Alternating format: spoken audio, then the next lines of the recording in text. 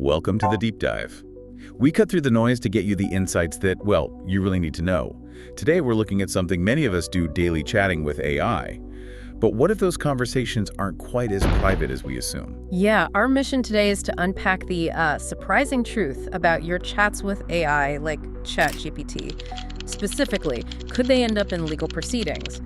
What are you potentially sharing without realizing the risk? And we're focusing on a key voice here, Sam Altman, OpenAI CEO. He's actually offered some pretty significant warnings. Okay, so let's unpack this. Altman was on this past weekend, and he basically admitted something quite stark, didn't he? He really did, a stark admission. He said the AI industry, well, it just hasn't figured out user privacy for sensitive talks. And the core issue is this. Unlike talking to your doctor or a lawyer, someone licensed, Right.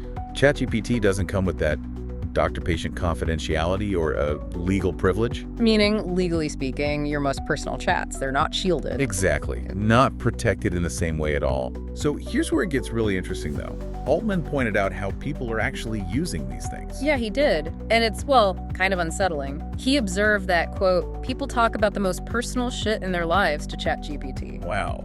He specifically mentioned young people, often using it like a therapist or a coach for, say, relationship issues. You see the appeal, right? It's accessible, always there.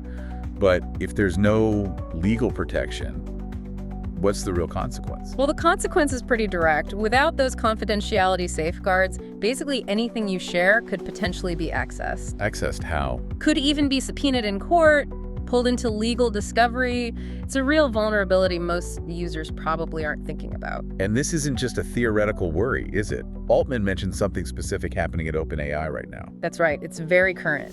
Because of this ongoing legal fight with the New York Times, OpenAI is actually required to keep records of all user chats. All chats, even ones you delete. Even the deleted ones, yes.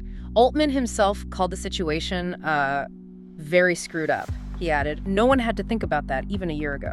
That really highlights what he calls the legal gray area, doesn't it? Our laws weren't built for this. Precisely. You've got this patchwork of federal and state laws, and it creates huge uncertainty about how AI chat data can or should be used. And think about the irony.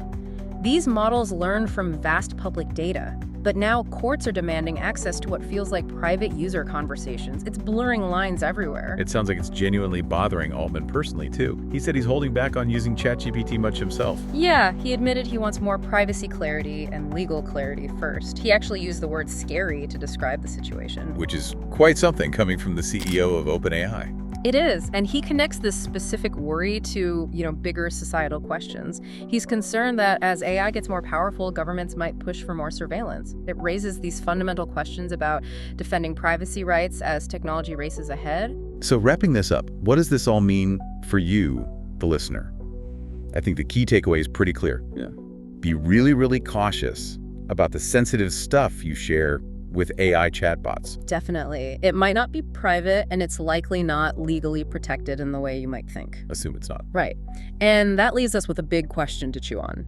In this world of fast-evolving AI where the laws are lagging behind, how do we strike that balance? Balancing the convenience and the cool new capabilities with our fundamental right to privacy.